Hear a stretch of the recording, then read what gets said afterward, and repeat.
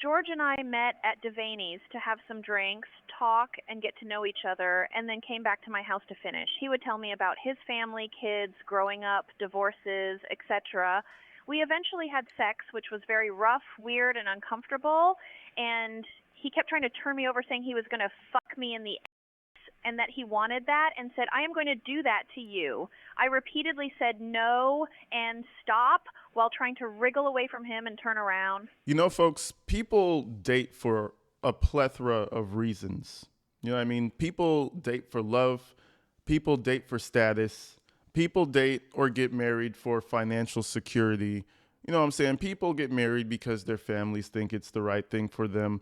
People get married for religious reasons. There are a million things that people get married or start dating each other for. But there's one particular archetype of a person that we don't really talk about very often. And that goes for male or female. I feel like it's 50-50 down the middle. Maybe it leans toward men more, or maybe it leads toward women more in different situations. And that's the person who intentionally dates someone who is less fortunate than them in terms of brain function or money or anything that they feel like that person is inferior for. For most people, it's money. So if it's a man, he'll see this girl and she's making a little bit of money, he's making a lot. I can control her now. Same thing goes with women. And that's where Sarah Boone comes into play, ladies and gentlemen, because we have crazy phone calls, crazy journal entries. This is where Sarah Boone comes in. Sarah, in her mind, thinks that she's dating men, specifically Jorge, because that's who we're talking about today. She thinks she's dating them as their superior mentally, and for Jorge, in his case, monetarily. Those two things were the reason why Sarah Boone was into this relationship, and we're about to prove it today in this journal entry, to where she really talks about Jorge like he's a dumb dog. She already basically said things like that in court, but now we get to see her really go crazy. You know, she wasn't able to read her journal entries and spend 13 hours in court bitching about her whole life with Jorge, but now we get to hear it. Man, listen, y'all, shout out the Third Rail. They are uploading never before heard calls of Sarah Boone. Make sure you go check out their Patreon, check out their YouTube, okay? It's about to be a crazy call, man. Everybody lock in, strap in, because this call is directly geared toward George Torres, okay? So, without further ado, let's go ahead and check this thing out.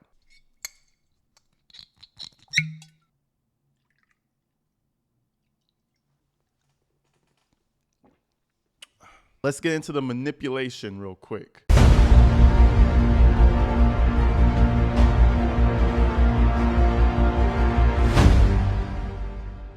So George and I met at Devaney's to have some drinks, talk, and get to know each other, and then came back to my house to finish. He would tell me about his family, kids, growing up, divorces, etc. We eventually had sex, which was very rough, weird, and uncomfortable, and he kept trying to turn me over saying he was going to fuck me in the ass.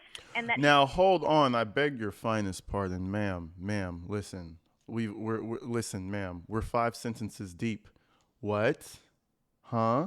Listen, Sarah Boone, it's kind of obvious at this point, and we're going to get deeper and deeper and deeper and deeper into these calls, man.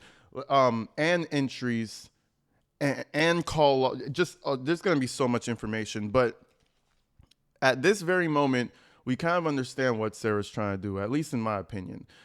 She's talking to these people, trying to get her story out there into the world. And what's beautiful about this is that it can now be exposed to the world, and it's not going to change anything. I feel like she still had hope. Some of these are current, some of these are in the past, but when she made these relationships, I feel like she thought this would actually help her sentence. Fun fact, it didn't. It made it worse. You know what I'm saying? She titles this thing, First Time George Hit Me. But anyways, let's go ahead and check this out. Apparently, sodomy was happening. He was trying to go for the good old poop shoot and she didn't really like that. Let's see what let's see if he got up in there. So George and I met at Devaney's to have some drinks, talk, and get to know each other, and then came back to my house to finish. He would tell me about his family, kids, growing up, divorces, etc.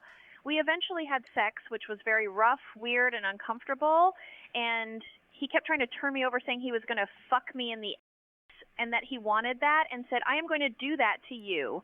I repeatedly said no and stop while trying to wriggle away from him and turn around. I remember him pulling and grabbing me. I remember how hard it was for me, gritting my teeth, him telling me to get over here and just take it. I broke free and cooled him off some. We got dressed, smoked cigarettes, and had a drink. Okay, let's pause that again. I got free and cooled him off some. This is that canine behavior that she be putting on him. I got him off and cooled him down. What is he, a fucking dog that doesn't have a brain? Explain this to me, right? We go on a first date. If I'm following correctly, it said she titles this the first time George hit me. If we go on a date, me and you're the girl, I'm the guy, right? We go on a date. And we drinking, we eating, and we chilling. We go back to the house. Me and you already know what's about to happen. You know what I'm saying? If I started trying to forcefully shove if I started trying to R-word you, I would be in jail. You would go straight to the police. How are you going to say on the first date he tries to R-word you and you just cooled him off and smoked a cigarette with him? That's the craziest shit I've ever heard. So on the first date, he tried to fuck you in the ass. You said no. He held you down, and you just got lucky and cooled him off some and smoked some cigarettes with him. Just come back here and take it. Listen, rest in peace to Jorge. She is a piece of shit, and she did everything in her power to make him look like the bad guy. But what's funny about this is, bro, the more she talks about all the wrongdoing that she experienced, the less I believe her. Man, look, man. Let's continue. He told me it was going to happen eventually. He started to call me names like dumb bitch, fucking and whore. I asked him to leave, but he made me sit next to him on the couch. Then he started yelling at me and punched me on the side of the head so hard I fell between the couch and the table where he couldn't get to me. He got up, dragged me by my legs, made me sit up, and pointed his finger in my face. He yelled, "To get in the corner, you stupid dog." I moved over to the corner with my knees in my arms. He came by and hit me again in the head and told me to lay. So I got in the fetal position on cold pavers in between the plants. George said, I really think that's just projection. The way she's saying how he told her again to get on the ground, you stupid dog. You treat him like a dog. You're the one cooling him down and stroking the back of his head to make him relax so that he doesn't snap. According to you, you treat him like a dog. It's kind of ironic that she brings that up. Let me tell you something. Jorge was 5'3", 100 pounds, 110, 120 at the best, right? Do you really think that he was over here just smacking her and pushing her to the ground and fucking her in the against her will? You know what that is? That's grape. That's grapes. That's illegal. Do you think that really happened? Be honest with me. Now, again, this is coming from Sarah Boone. You have to really think about it, bro. She's lying on that man. She's lying her ass off. I moved over to the corner with my knees in my arms. He came by and hit me again in the head and told me to lay. So I got in the fetal position on cold pavers in between the plants. George sat on the couch, ranting, still calling me names and saying he wasn't going anywhere. He kept drinking. I thought he was going to kill me. I was so scared and so terrified. I kept thinking how and why this was happening. I have never been hit or treated this way. I kept wondering how I was going to get out of this, to get away, to see again. I started crying really hard, asking him to please go. He said, "I'm not going anywhere," and told me to shut the fuck up. I tried talking to him and asked for water. He patted the couch for me to sit next to him on the couch, really nice-like. I thought it was over, so I went, but then he hit me in the head again and said to stop talking.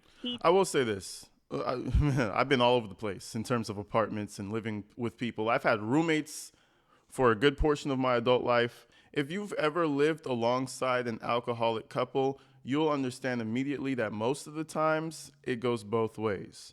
Now, it's probably different if, the husband's an alcoholic and she's just a stay at home wife and she gets his wrath. No. Have you ever lived with two alcoholics in the same house? Have you ever done that? If you have, you already know what I'm about to say. This whole story that she's giving is one sided. Two drunks in one house is always bad. It's always bad news, bro. Someone's gonna hit somebody, somebody's gonna be mad with somebody, and then the next day they're gonna make up, fuck, and do it all over again. I've seen this. One's an alcoholic, the other one's an alcoholic. Over here just arguing, breaking shit. Next day it's like nothing happened. You know why? Because you don't even remember half the shit you did when you're that fucked up, when you're that deep into alcoholism. So again, she's over here saying like Jorge keeps punching her and kicking her on the floor. You're an alcoholic. You're a vindictive bitch. It's making me feel like I don't believe you too much. Told me to get back into my dog house. He forced me by my arm back in the corner and back into the fetal position. I tried calling and yelling for help, but he just laughed and mocked me, saying, "Just shut the fuck up." I laid there balled up, crying with my eyes closed, waiting for him to leave. He went inside, daring me to get up or move. He kept looking through the back door, tapping on it. I knew he was there, watching. It felt like hours, and I had to use the bathroom. I went and looked quietly. I saw him asleep on the couch, so I tried going inside, but he locked the door. I ended up urinating by the pool equipment in the rocks. I raced back on the ground, thinking about going to a neighbor's or calling 911, but was afraid of what he would do and that it would make more trouble. Man, that's some drunk shit right there. Taking a piss out in the middle of nowhere. You always see those videos online with the girl. She's shit-faced. Imagine shit-faced Sarah stumbling through the fucking front of the house and pissing by the planters. I already know her neighbors are like, you know what I mean? They're just looking through the window like, oh, look at that. Look at that. Have you ever, man, I've seen that before. It's like they lose all sense of privacy. Squat and piss. Go for it. You know what I'm saying? Oh my God, bro. You can't make this shit up. And she tries to make everything his fault. What doesn't make sense to me is like, if everything was his fault, why did you stay? You're the one that's more financially stable. You're the one that gets basically an allowance from your ex-husband. Leave him. That's how you know the story's bullshit. She stayed because she's just as bad. That's God's honest truth right there. She's just as bad, or as we've come to find out, she was probably way worse. Every video we see of Jorge to where she tries to put him as the bad guy, he seems like he has a kind heart and he's really fucked up right now. She's recorded him on the stairway trying to apologize to her. She's recorded him breaking the TV. Remember, she tried to make it seem like he was breaking shit when she's the one that suggested it. So every clip you actually see of Jorge, he seems like a chill dude. Like I'd probably drink with him. I won't smoke the cigarettes, but I'll roll up a doobie with him. Sarah's the problem. Asleep eventually and woke up when the sun was just coming up. I remember the birds chirping. I got up shaking and looked inside, still shaking, and the door still locked. I walked around to the front, which was unlocked. I looked around under the beds, in closets, the garage, the car, everywhere.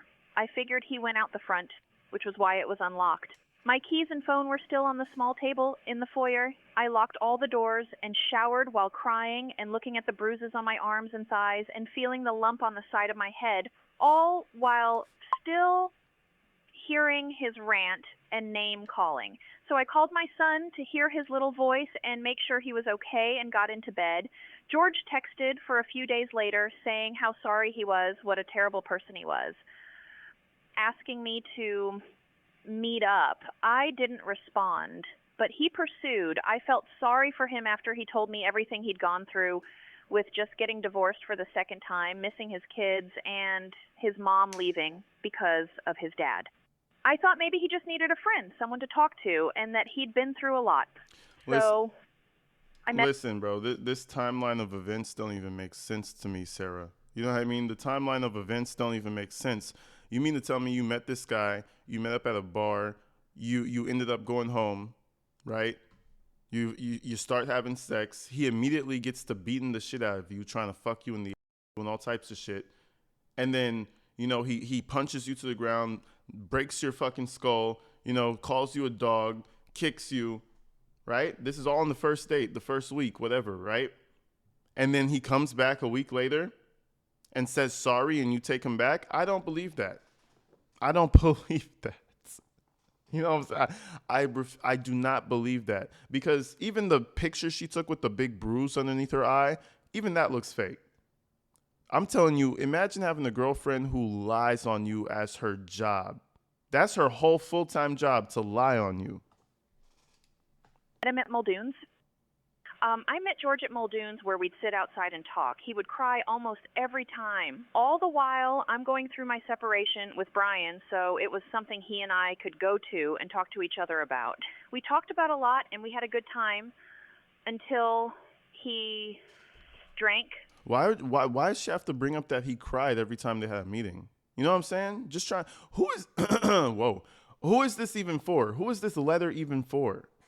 You notice how nobody's talking, right? I think this is a letter for the world. This is a letter for the whole world to change their opinion on her. So, world, here you go. This is what Sarah has to offer. Do you accept her offering as the victim in this situation? You know what I'm saying? Type in the comments. Let me know. Does this sell to you that Sarah's actually the victim? I don't know what she expected to achieve off of this, to be honest. This is literally her bitching to the world, thinking that we're going to give a fuck. Too much. We laughed more than I have with anyone ever. I was happy he would tell me things and feel better. I knew he did what he did on our first date because he had a lot on his mind. He was stressed and he was upset. I kept listening, helping, and... So he raped you on your first date because he was feeling stressed. Let that logic sink in. There's either two things. She's lying through her teeth, or she's so fucking damaged that she thinks that's okay. And I'm thinking it's the first option. So again, I just pulled it all together. She again confirmed that she got graped on her first date with Jorge. This bitch is crazy. This is what you go, man. That's why I always say, be careful who you have kids with, man. Shit. Huh. Trying to encourage him in everything. He said that this was one of the reasons he fell in love with me. It was always nice until George had too much to drink, and he would think too much about all the bad in his life. Okay. Every time, sometimes, just to be truly mean to try and make me feel bad, or worse, even than he did at that moment. Whatever the reason, it made no difference. George and I went bowling. Mm-hmm. My friends or would call, or sometimes Brian, when he had a question about, I wouldn't answer unless Brian would call back to back and the others would leave voicemail.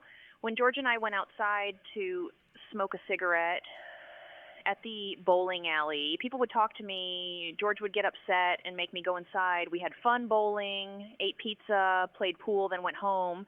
And I was living at Brian's house at the time. George's ex-wife called and always berated him for not sending money to his kids, for never calling, and for not taking care of them in any way, especially their son. She called him a piece of shit. This happened often after she found out that George and I were together, and when he was at my house. In turn, the night went down the toilet, and George got really mad, hitting walls, punching holes, slamming doors. Then he got sad and cried, and then got angry all over again. Friends kept texting me that night. During all of this, George got so infuriated. And what were you doing, though? What were you doing? You know what I'm saying? Like the ex-wife is tripping. he's getting drunk, he's punching doors and shit. What are you doing? You're right there in the corner drinking your margaritas. I think she's a vodka girl, if I'm not mistaken. She would get the handles of vodka. You know what I'm saying? They would put money together and walk to the store to get a handle of vodka. That's some fiend shit right there. That's some fiend shit right there. They would be cooped up in the house, scrounge up some money, and go to the store and get shit-faced. Who was alongside them? Sarah. She's over here talking like she's just in spectator mode, in God mode, just looking at everything from a third-person view. You're right there getting fucked up too.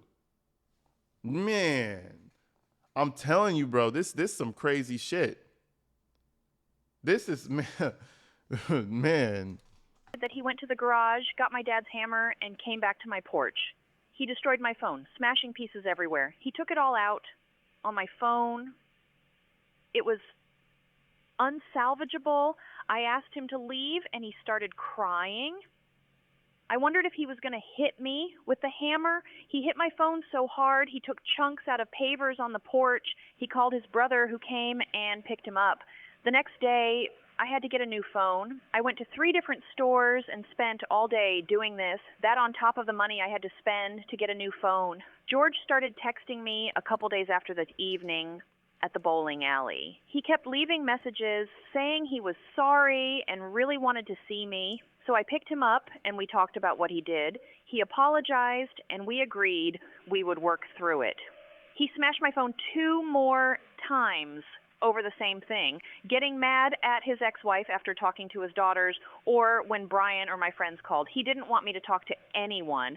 Eventually, he kept the hammer under the table. And when George got angry and upset, I'd always talk with him. I would change the subject, turn on music, dance, play cards, go with him for a walk and look at the stars to calm him down. Sometimes it would work, sometimes not. I really wanted to help George, to make him happy. He'd talk about how he wanted to or cease to exist, as he said, but I wanted him to love life, not hate it. Well, I mean, listen, you surely, she surely helped him stop living life. I'll tell you that much. You're out here trying to clear his mind and look at the stars. You killed him at the end of it. So I guess you kind of helped him get his goal across.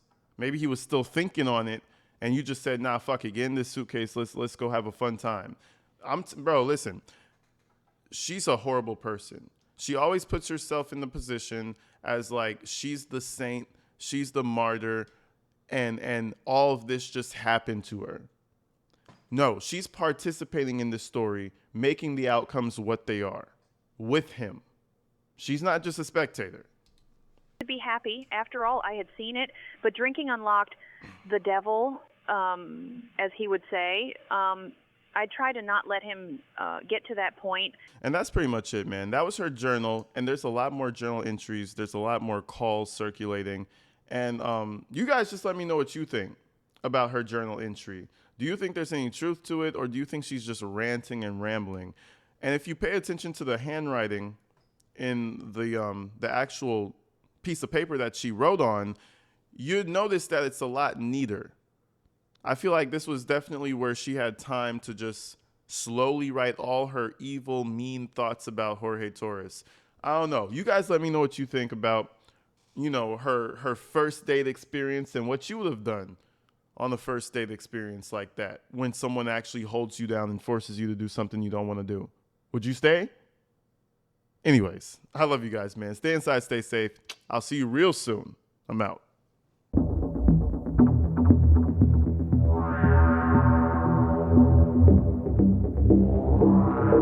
Thank you.